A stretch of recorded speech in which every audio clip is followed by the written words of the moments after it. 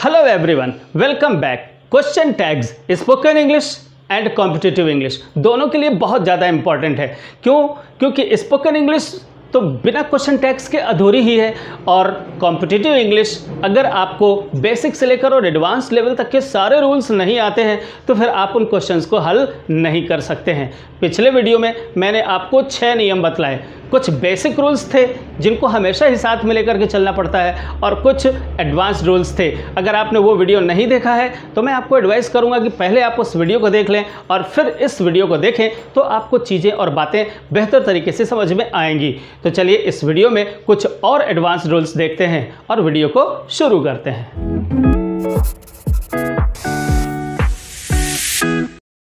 तो आइए देखते हैं रूल नंबर 7 क्या कह रहा है। रूल नंबर 7 के अकॉर्डिंग क्या है कि अगर किसी भी डिक्लेरेटिव सेंटेंस, जो हम पहले सेंटेंस बोलते हैं, उस डिक्लेरेटिव सेंटेंस का अगर सब्जेक्ट ये होता है नथिंग, समथिंग, एनीथिंग, एवरीथिंग, अगर ये सब्जेक्ट होता है तो हमें क्वेश्चन टैग का जो सब्जेक्ट बनाना चाहिए वो हमेशा ही क्या होगा? The subject of the question tag will always be it.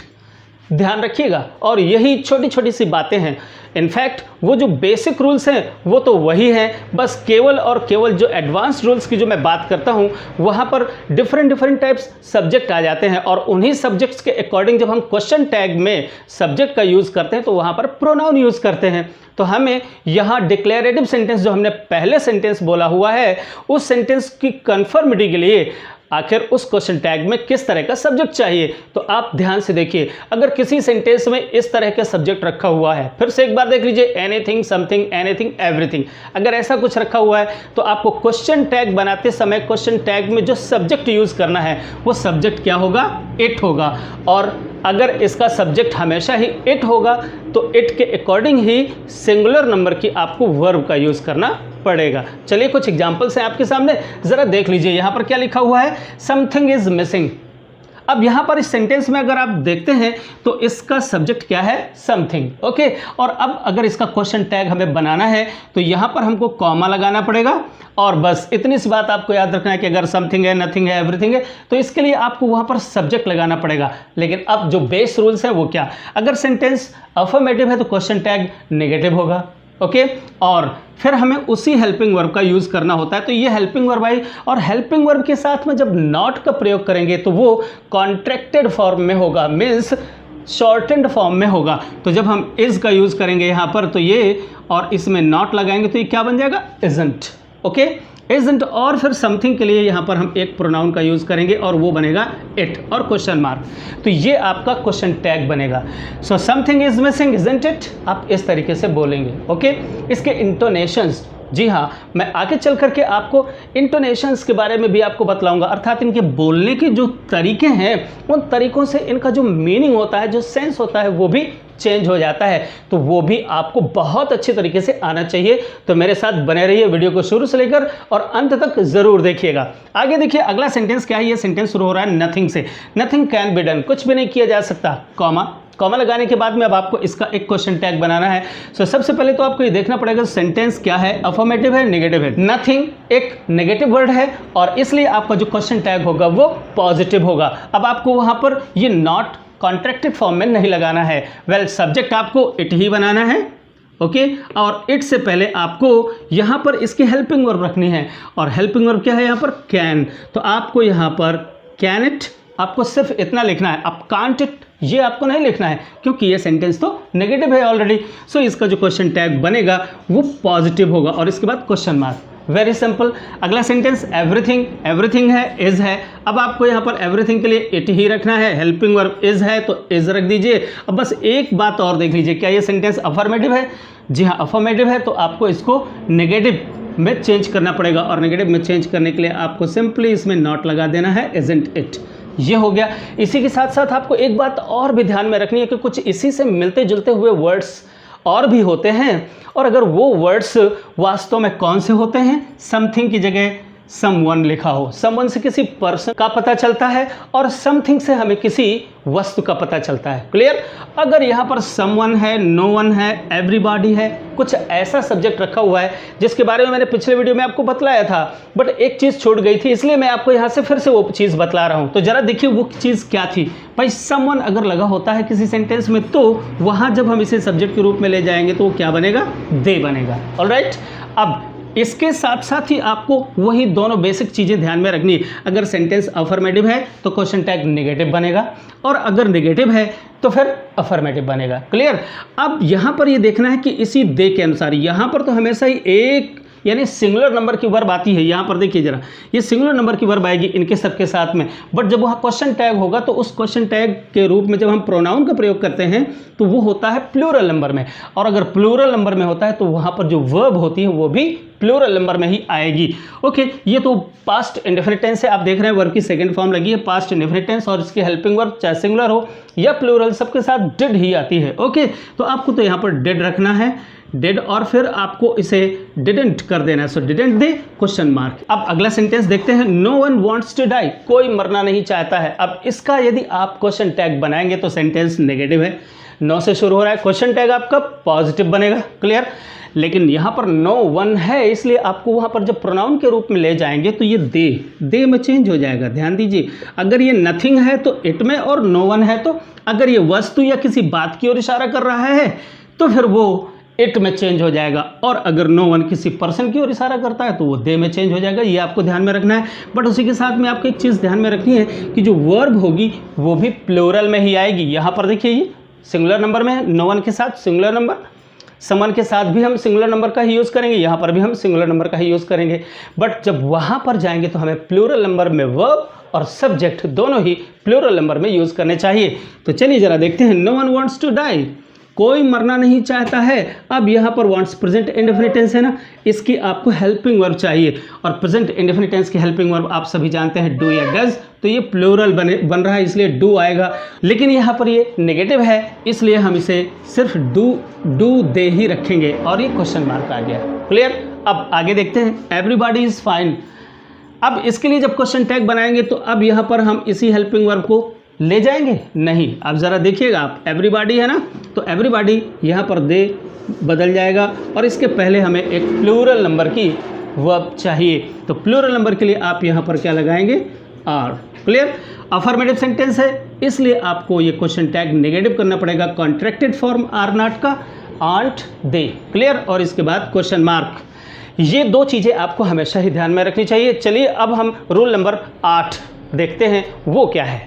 According to rule number 8, अगर डिक्लेरेटिव सेंटेंस जो हम पहले सेंटेंस जो बोलते हैं इसके बाद क्वेश्चन टैग लगाते हैं, तो पहला जो सेंटेंस बोला जाने वाला है अगर उस सेंटेंस में सब्जेक्ट के रूप में इनमें से किसी एक का प्रयोग हुआ है, वो क्या है जरा देख लीजिए। All of us, some of us, any of us, none of us, most of us, every one of us, either of us या नाइदर ऑफ अस। अगर इनमें से कोई भी एक सब्जेक्ट के रूप में रखा हुआ है तो क्वेश्चन टैग के रूप में जब हम सब्जेक्ट बनाएंगे तो हमें अस के स्थान पर वी कर देना चाहिए। क्या कर देना चाहिए? वी। अर्थात इस सेंटेंस का जब हम यहाँ पर क्वेश्चन टैग बनाएंगे और ऑल ऑफ अस के लिए हमें जब सब्जेक्ट का प्रयोग करना होगा तो हमें वी में चेंज कर देना चाहिए। अब अगर यही सारे के सारे जो वर्ड्स हैं उनके साथ में यू लगा हुआ है, मीन्स ऑल ऑफ अस नहीं बल्कि ऑल ऑफ यू या ऑल ऑफ देम, अगर ये लगा हुआ है तो हमें क्या करना चाहिए? जब हम क्वेश्चन टैग का सब्जेक्ट बनाएं तो उसी के अकॉर्डिंग, मीन्स इस अस या यू या देम के अकॉर्डिंग ही हमें सब्जेक्ट यहाँ पर बनाना चाहिए, और वो सब्जेक्ट या तो होगा वी या तो होगा यू और या तो होगा दे। अब चलिए जरा कुछ एग्जांपल्स देख लेते हैं। पहला एग्जांपल है, all of us have been warned twice. हम में से सभी को 2 बार चेतावनी दी जा चुकी है, ऐसा एक सेंटेंस बोला गया है, और उसके बाद हमें क्वेश्चन टैग का प्रयोग करना है। और वो क्वेश्चन टैग अब देखें क्या होगा, वही बेसिक रूल्स, और साथ ही साथ एक नया रूल ये है कि अगर कोई सेंटेंस ऑल ऑफ अस से शुरू हुआ है तो हमें यहाँ क्वेश्चन टैग में सब्जेक्ट के रूप में वी का प्रयोग करना है। क्लियर? बाकी वही सारे के सारे जो भी बेसिक रूल्स हैं। बेसिक रूल्स क्या है? अगर सेंटेंस अफर्मेटिव है तो क्वेश्चन टैग नेगेटिव होगा, और हेल्पिंग वर्ब, चूंकि यहाँ पर वी सब्जेक्ट है तो प्लूरल नंबर की हेल्पिंग वर्ब भी आएगी। चलिए यहाँ पर भी प्लूरल नंबर ही दिया हुआ है, इसी को हम यहाँ पर ले आते हैं हेल्पिंग वर्ब को, हैव। और अब एक चीज़ और देख लेनी है, अगर सेंटेंस अफर्मेटिव है तो वहाँ पर क्वेश्चन टैग नेगेटिव होगा। तो यहाँ पर हैव के साथ नॉट लगाएंगे और उसका कॉन्ट्रैक्टेड फॉर्म हो जाएगा हैवंट वी। क्लियर? इस तरीके से, और क्वेश्चन मार्क, इस तरीके से इसका एक क्वेश्चन टैग बन जाएगा। अगला सेंटेंस देख लेते हैं, none of us was kind enough to help them. अब अगर हमें इससे भी, इस सेंटेंस का भी अगर हमें क्वेश्चन टैग बनाना है तो यहाँ पर देखिए नन ऑफ अस रखा हुआ है, हमें और कुछ नहीं सोचना, सिंपली हमें क्या करना है, वी रख लेना है। यहाँ पर देखना है ये अस लगा हुआ है, इसी के अकॉर्डिंग वहाँ पर सब्जेक्ट बन जाएगा।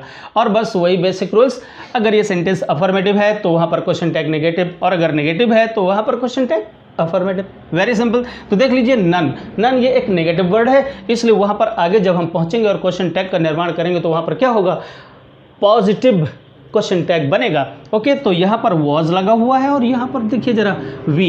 नन के साथ में हमें हमेशा ही सिंगुलर नंबर की वर्ब रखनी होती है, बट यहाँ का जो सब्जेक्ट है वो क्या है, प्लूरल नंबर में है, इसलिए हमें यहाँ पर प्लूरल नंबर की वर्ब का ही यूज़ करना होगा। ये वॉज यहाँ पर जाकर चेंज हो जाएगा और ये क्या बनेगा, वो वी, और इस तरीके से ये क्वेश्चन टैग बन जाएगा। राइट? अब देखते हैं कुछ और एग्जाम्पल्स हैं। यहाँ पर हमने लिखा है एनी ऑफ देम।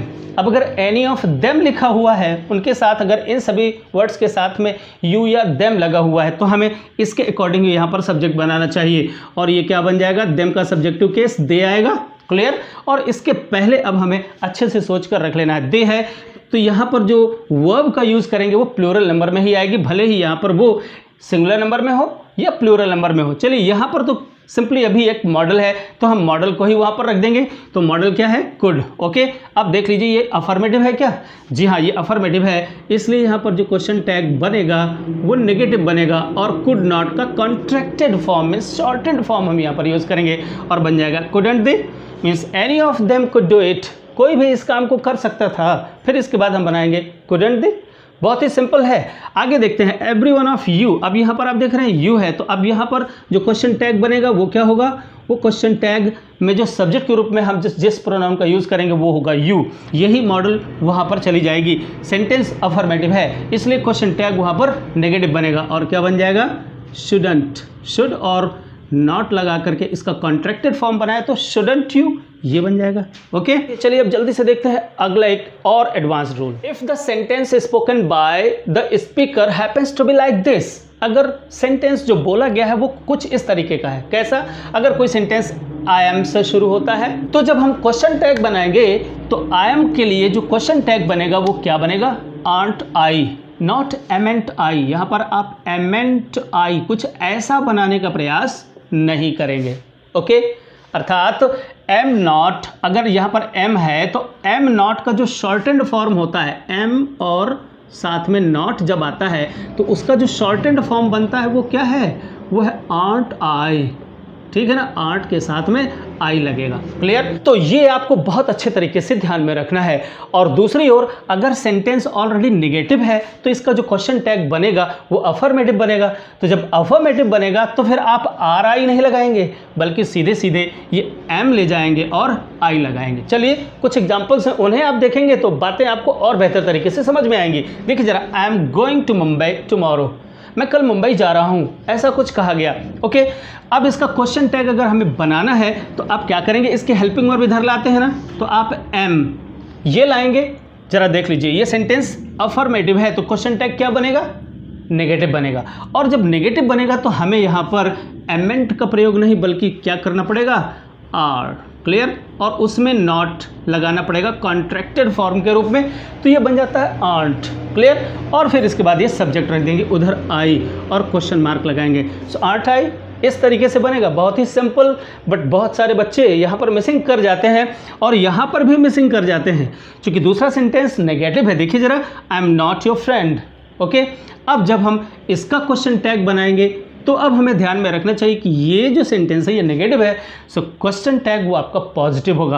और अगर पॉजिटिव होगा तो हमें उसे आर में चेंज करने की ज़रूरत नहीं होती है, वो सिंपली एम ही बना रहेगा और सब्जेक्ट आपका इधर आई के रूप में आ जाएगा और question mark. Clear? Dear students, अब यहाँ पर आप लोगों को बड़े ध्यान से मेरी बात को सुनना पड़ेगा। अगर नहीं सुनेंगे तो आप हमेशा ही कंफ्यूज बने रहेंगे, जैसा कि आप अभी तक बने रहे हैं, क्योंकि आपने बहुत सारे ऐसे वीडियोस देखे होंगे जिनमें आपको हैज़ हैव हैड से रिलेटेड रूल्स आपको बतलाए गए होंगे, बट वो सभी कंफ्यूजिंग हैं। तो ज़रा देखिए मैं आपको यहाँ पर क्या बतलाने जा रहा हूँ। देखिए कुछ सेंटेंसेस ऐसे होते हैं जिनमें हैज़, हैव, हैड का प्रयोग मेन वर्ब्स के रूप में किया जाता है। जी हाँ, मुख्य क्रिया के रूप में, उनके साथ में कोई दूसरी वर्ब नहीं होती है। और बहुत सारे ऐसे सेंटेंसेस भी होते हैं जिनमें हैज़, हैव, हैड का यूज़ हेल्पिंग वर्ब के रूप में किया जाता है। अब जब उनका क्वेश्चन टैग बनाते हैं तो कैसे बनाते हैं और किन किन प्रकार से बना सकते हैं, आपको बड़े ध्यान से सुनना है। तो चलिए सीधे एग्जाम्पल को देखते हैं और फिर डिस्कस करते हैं। देखिए यहाँ पर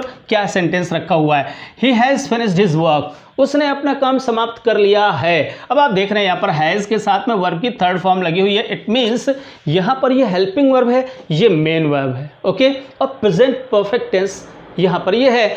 अब इसका जब क्वेश्चन टैग बनेगा तो हमें सिंपली उन्हीं बेसिक रूल्स का प्रयोग करना है। और वो बेसिक रूल्स क्या है, सिंपली आपको हेल्पिंग वर्ब आगे ले जाना है हैज़। अगर सेंटेंस अफर्मेटिव है तो क्वेश्चन टैग आपका नेगेटिव होगा, तो हैज़ और नॉट का कॉन्ट्रैक्टेड फॉर्म आप यहाँ पर लिख देंगे हैज़न्ट। ओके, और फिर इसके बाद सब्जेक्ट रख देंगे और यहाँ पर ये सब्जेक्ट है ही। क्लियर, ये आपका क्वेश्चन टैग हो गया। ऑलराइट, अब जरा दूसरे सेंटेंस को देखते हैं। और मेन कंफ्यूजन तो यहाँ पर है और यही कंफ्यूजन आपको दूर करना है। क्लियर, अच्छा देखते हैं। एवरी वन ऑफ देम, उनमें से प्रत्येक व्यक्ति हैज़ रखता है कार, कार है, यानी उनमें से प्रत्येक व्यक्ति के पास एक कार है, ये सेंटेंस है। अब यहाँ पर क्या होता है कि कुछ लोग ये बताते हैं कि यहाँ पर जो क्वेश्चन टैग बनेगा वो सिंपली क्या बनेगा, अगर ये यहाँ पर मेन वर्ब के रूप में है तो इसके लिए आपको यानी हैज़ और हैव, चूंकि ये प्रेजेंट से रिलेटेड होते हैं तो इनके लिए आपको हेल्पिंग वर्ब का यूज़ करना पड़ेगा डू या डज। क्लियर, तो हमें डू या डज का हेल्पिंग वर्ब का यूज़ करना पड़ेगा चूंकि ये प्रेजेंट टेंस से रिलेटेड है। Has, have present tense and had past tense, अगर हैड होता तो डिड होता यहाँ पर। क्लियर, ऐसा लोग बताते हैं। और फिर इसके बाद अगर ये सेंटेंस अफर्मेटिव है तो नेगेटिव बनाइए और अगर नेगेटिव है ये तो अफर्मेटिव बनाइए। अब देखिए यहाँ पर क्या है, एवरी वन ऑफ देम। अभी अभी मैंने आपको बताया कि अगर कोई एवरी वन ऑफ देम है तो इसी को हम वहाँ पर बाद में जाकर सब्जेक्ट बनाएंगे, तो देम यहाँ पर क्या हो जाएगा, दे। क्लियर, और यहाँ पर डू रखा है, ये सेंटेंस अफर्मेटिव है तो ये क्या हो जाएगा, नेगेटिव, डोंट दे। और ये क्वेश्चन टैग बनेगा, ये ही अकेले बनेगा, बिल्कुल ये बनेगा, नो डाउट, बिल्कुल सही है, करेक्ट भी है। लेकिन क्या इसका क्वेश्चन टैग केवल इसी प्रकार से बन पाएगा? अब बहुत सारे लोग जो बतलाते हैं, अधिकांश लोग जो बतलाते हैं कि इसका क्वेश्चन टैग ऐसा ही बनेगा, अगर आप किसी दूसरे तरीके से बनाने का प्रयास करेंगे तो वो गलत हो जाएगा। जी नहीं, ऐसा बिल्कुल भी नहीं है। अगर हैज़, हैव या हैड का प्रयोग कुछ इस प्रकार से मेन वर्ब के रूप में किया गया है तो आप ऐसा तो बना ही सकते हैं, इसके साथ साथ आप ऐसा भी बना सकते हैं। कैसा, ज़रा देखिए, आप इस हैज़ को उठाकर उधर ले जाएंगे, क्या बन जाएगा ये, हैज़। चलिए अच्छा, पहले तो हम सीधे हैज़ ले जाते हैं, इसके बाद सब्जेक्ट ले जाएं। अब इसका सब्जेक्ट क्या बनेगा, देखिए अगर मैंने आपको पिछली स्लाइड में ही बतलाया है कि अगर एवरी वन ऑफ देम लगा हो तो आप देम का सब्जेक्टिव केस वहां पर ले जाएंगे। अगर एवरी वन ऑफ यू लगा है तो यू को ले जाएंगे, एवरी वन ऑफ अस लगा है तो वी को ले जाएंगे। तो चलिए यहाँ पर दे आएगा, देम है वहाँ पर, यहाँ पर दे आएगा। अब अगर यहाँ इसका सब्जेक्ट दे है तो फिर इसी के अकॉर्डिंग आपको इस वर्ब को भी चेंज करना पड़ेगा। हैज सिंगुलर नंबर के लिए होता है और प्लूरल नंबर यानी दे के लिए यहाँ पर किसका प्रयोग करेंगे, हैव का प्रयोग करेंगे। क्लियर, अब इसके साथ ये भी देखना है कि ये सेंटेंस अफर्मेटिव है। अगर अफर्मेटिव है तो यहाँ पर इसका जो क्वेश्चन टैग बनेगा वो निगेटिव बनेगा। क्लियर, तो हैवंट, हैवंट दे। अब लोग बतलाते हैं कि ये नहीं बनता है, हैवंट दे नहीं बनता है, केवल यही बनता है। तो अब ध्यान से सुनिए असली बात यह है कि ये जो डोंट दे है ये एक्चुअली अमेरिकन पीपल यानी अमेरिकन इंग्लिश में इसका प्रयोग अधिक किया जाता है। But remember we study here British English, हम लोग क्या पढ़ रहे हैं, ब्रिटिश इंग्लिश पढ़ रहे हैं। और ब्रिटिश इंग्लिश के अकॉर्डिंग आप इन दोनों ही तरीकों का यूज़ कर सकते हैं। और अगर आप ऐसा भी लिख देते हैं तो बिल्कुल सही होता है, इसमें कहीं कोई डाउट नहीं है। चलिए अब अगले नियम की ओर बढ़ते हैं। अब मैं आपको बहुत ही खास दो क्रियाओं के बारे में बतलाने जा रहा हूँ। वो दो खास क्रियाएं हैं सेमी मॉडल्स, और सेमी मॉडल्स के रूप में प्रयोग की जाने वाली उन क्रियाओं के नाम हैं क्या, डेयर एंड नीड। ये खास क्यों है, ये इन्हें सेमी मॉडल्स क्यों कहा जाता है, क्योंकि इनका प्रयोग मेन वर्ब के रूप में भी किया जा सकता है किसी सेंटेंस में, और किसी भी सेंटेंस में इन्हें मॉडल के रूप में भी यूज़ किया जा सकता है। और जब ये मॉडल के रूप में यूज़ की जाएंगी तो इनका क्वेश्चन टैग दूसरा बनेगा, और जब मेन वर्ब के रूप में यूज़ की जाएंगी तो इनका क्वेश्चन टैग दूसरा बनेगा। अब कैसे बनेगा, जरा इन सेंटेंसेस को ध्यान से देखिए और अपने दिमाग में सारी बातें बहुत अच्छे तरीके से रख लीजिए ताकि आप कभी गलतियां ना करें। देखिए जरा यहाँ पर क्या लिखा हुआ है।